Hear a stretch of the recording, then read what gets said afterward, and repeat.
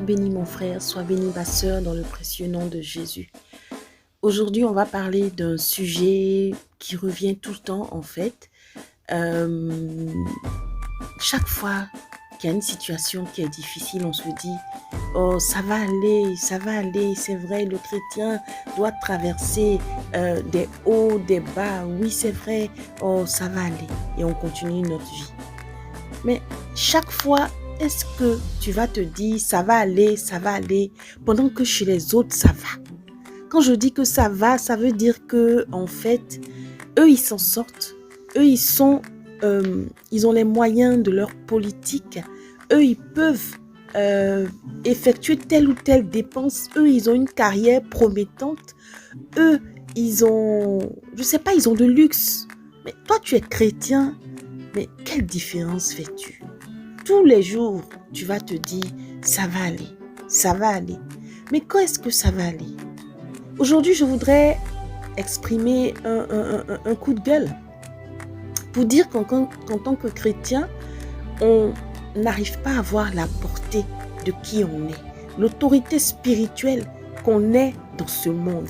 Tu ne peux pas vivre une vie d'à peu près et puis te dire que tu es chrétien, te dire non, je suis dans un entrée-couchée ou une chambre-salon, ça va aller. Mon frère, le temps de l'entrée-couchée là, il doit partir pour laisser place au temps d'une chambre-salon, pour laisser place au temps de 2 chambres-salon. Le temps où tu marchais doit laisser place au temps où tu montes sur un vélo, au temps où tu montes ensuite sur une voiture, etc. Pourquoi nous chrétiens, notre vie n'est pas en croissance? On ne peut pas stagner. Pourquoi? Parce qu'on a trop de promesses dans la parole de Dieu. Mais pour connaître cette parole de Dieu, il faut pouvoir la lire.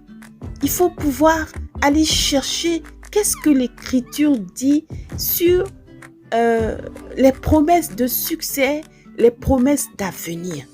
Je voudrais te dire que tu dois dire non au ça va aller. Je te dis non au ça va aller. Il faut enlever ça dans ton vocabulaire. Il faut que ta vie prenne un autre tournant que le cours actuel. Parce que tu as trop de potentiel. Tu as beaucoup de potentiel. Regarde ce que tu peux toucher. Regarde quelle activité tu peux faire à côté. Tu es une femme, tu m'écoutes. Tu es chrétienne, tu m'écoutes. Tu es un homme, tu m'écoutes. Tant que tu as tes 10 doigts, tu peux faire quelque chose. Même quand tu es handicapé, on a vu des personnes ici dans le monde qui n'ont pas de bras, mais qui aujourd'hui sont des personnes qui sont connues, qui ont fait quelque chose qui a impacté. Qu'est-ce que tu fais? À part dire, ah, ça va aller. Ça va aller. Il faut te chercher au-delà du ça va aller. Il faut chercher à innover. Tu te rends compte que toutes les inventions, en tout cas, là où il y a eu la lumière intellectuelle, ça vient de chrétiens. Ça vient de chrétiens. Mais toi, qu'est-ce que tu fais de l'intelligence qui vient de Dieu? Job 32:8 dit, l'intelligence vient de l'Esprit de Dieu. Oui, il nous a donné l'intelligence. Et je suis fière de le dire. On est chrétien, on est intelligent. C'est de facto, ça va avec la conversion. Donc, l'Éternel peut passer par toi pour faire une découverte. Il peut passer par toi pour faire quelque chose de nouveau. Un nouveau concept peut sortir de toi. Ne te minimise pas. Je dis encore non au ça va aller. Parce que tu dois améliorer ta condition. Parce que tu dois pouvoir pourvoir aux besoins de ta famille au-delà de ce que tu fais.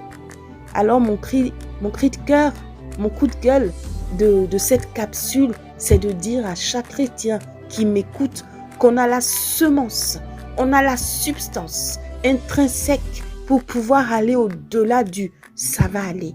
Le matin, quand tu te réveilles, la parole de Dieu dit que les bontés de l'Éternel ne sont pas terminées. Elles se renouvellent chaque jour. Alors ton intelligence se renouvelle pour de nouvelles choses chaque jour. Où tu en es avec ce point? Où tu en es avec les idées que Dieu t'a données? Est-ce que tu penses au moins à les noter dans un carnet pour après faire un débriefing, pour savoir, mais je commence par quoi? Il y en a même qui ont des talents de dessinateurs, des talents d'écrivains qui, quand ils racontent des histoires, qui brodent autour, ça attire les personnes. Mais comment contextualiser ces histoires? Comment les appliquer à la vie des chrétiens? Tout ça, ce sont des choses auxquelles il faut penser. On part de rien pour faire quelque chose. L'étincelle vient de l'Esprit de Dieu. Alors mon frère, ma soeur, ça suffit pour toi, ça suffit pour moi ça va aller. Aujourd'hui, choisis de faire un nouveau départ. Aujourd'hui, choisis de quitter la souffrance. Même si ce n'est pas vraiment la souffrance, c'est la souffrance par rapport à ce que tu dois être réellement, par rapport à ta destinée vis-à-vis de Dieu. Alors, réfléchis à ça. Si tu veux me faire un retour, tu peux me laisser un commentaire pour me dire qu'est-ce que tu en penses, pour me dire qu'est-ce que ça peut t'apporter de regarder dans une autre direction que de se dire « Oh, ça va aller demain ». Si tu ne bouges pas, ça n'ira pas du tout. Si tu ne bouges pas, tu seras au même point dans 10 ans, dans 20 ans. Alors qu'on vieillit, alors qu'on doit laisser quelque chose à nos enfants, aux générations futures. Alors, mon frère, ma sœur, réfléchis à ta mission en tant que celui qui est conduit par l'étincelle du Saint-Esprit. Shalom.